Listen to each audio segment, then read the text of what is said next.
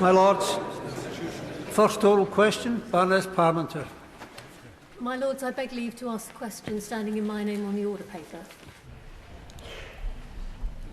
My Lords, we are committed to ensuring that everyone with an eating disorder has access to timely treatment based on clinical need. Under the NHS Long-Term Plan 2023-24, we will invest almost £1 billion extra in community mental health care for adults with severe mental illness, including eating disorders.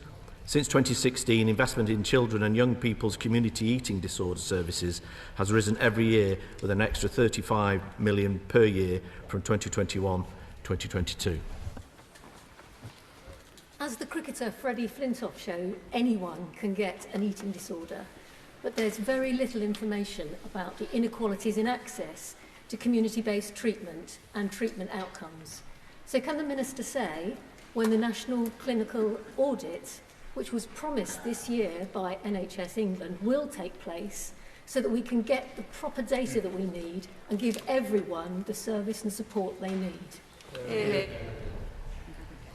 The Noble Lady raises a very, very good point, and she gives a very good, well-known example, but sadly so many men do suffer from this disease, and there are community groups that help men to help with mental health issues, including such disorders such as Men in Sheds.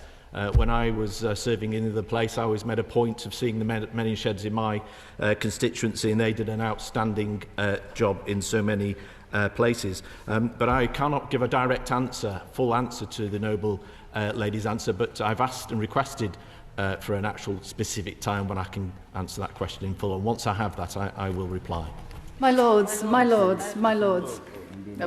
My Lords, the Noble Lord the Minister will be aware that NHS recommends that adult males require on average around 2,500 kilocalories a day. Can he therefore explain why the calorie labelling regulations, which came into force last year, require qualifying businesses to display prominently a statement that adults need around 2,000 calories a day?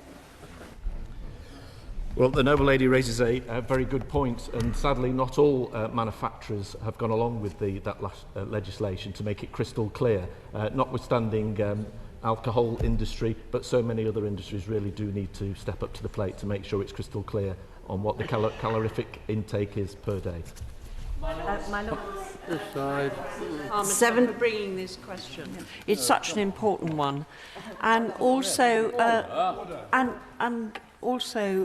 we know that boys and men are very unwilling to come forward when there's a problem. Can I ask my noble friend what's been done as far as schools being made aware of this problem and teachers being made aware of how to notice boys who may have a problem with an eating disorder? I thank my noble friend for that very good point. Eating disorders are serious life-threatening conditions, and they can affect people of any age, gender, ethnicity, or indeed background. People with eating disorders can face stigma around this disorder, which can stop them from reaching out for help and reaching their true potential.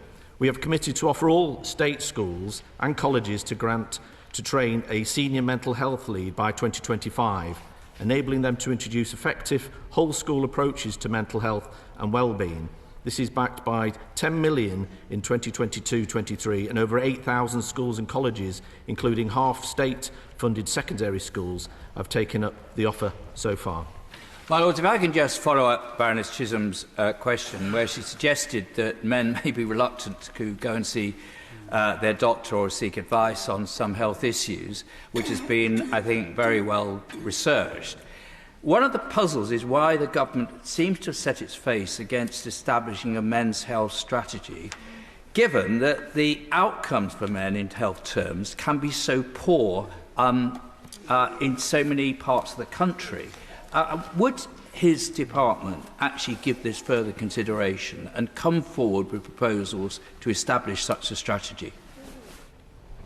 Well, the Noble Lord raises a very good point, and I agree with him. I will take his excellent question back to the department and come back to you. But in terms of the subject of this question, a significant number of young people affected are females, and a relatively small part are young people, but the whole strategy is to encompass all men and women.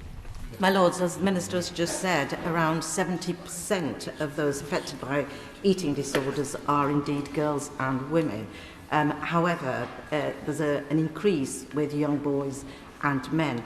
Therefore, can my noble friend the Minister say what is the relationship and the perception of boys and men regarding their body image in light of their physical health and their mental health, and what resources quite specifically are going to be dedicated to this issue?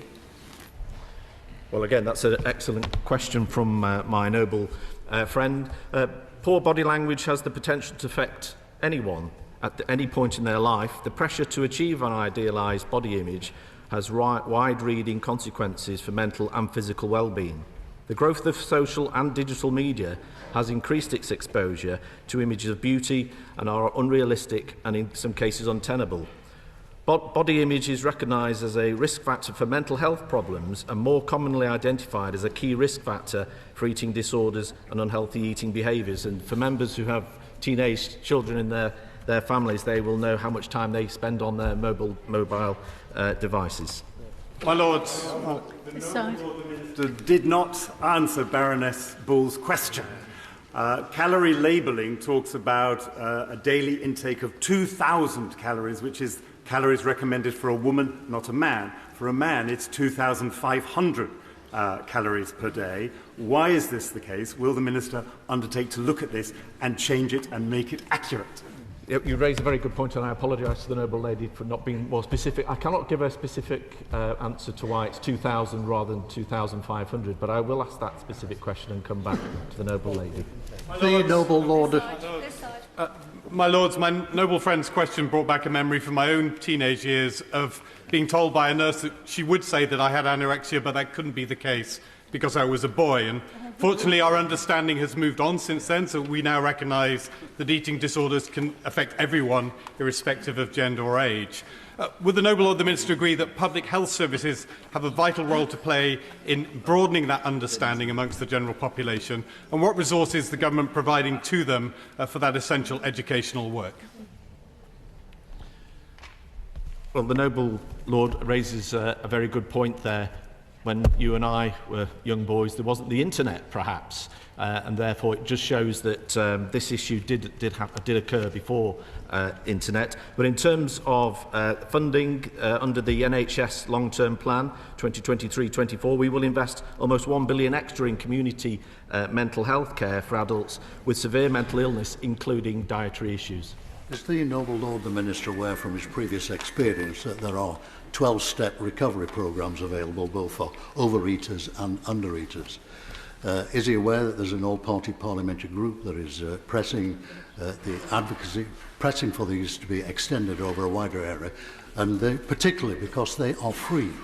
And if such, would he be prepared to meet with the group and talk about what they have to offer? Well, I'm most grateful to the noble Lord for that very kind invitation. I'd be delighted to attend the APPG. My Lords, the noble Lord... sorry. Thank you. Does my noble friend agree that community pharmacies are able to provide men, and indeed women, with advice on healthy lifestyles, including advice on diet?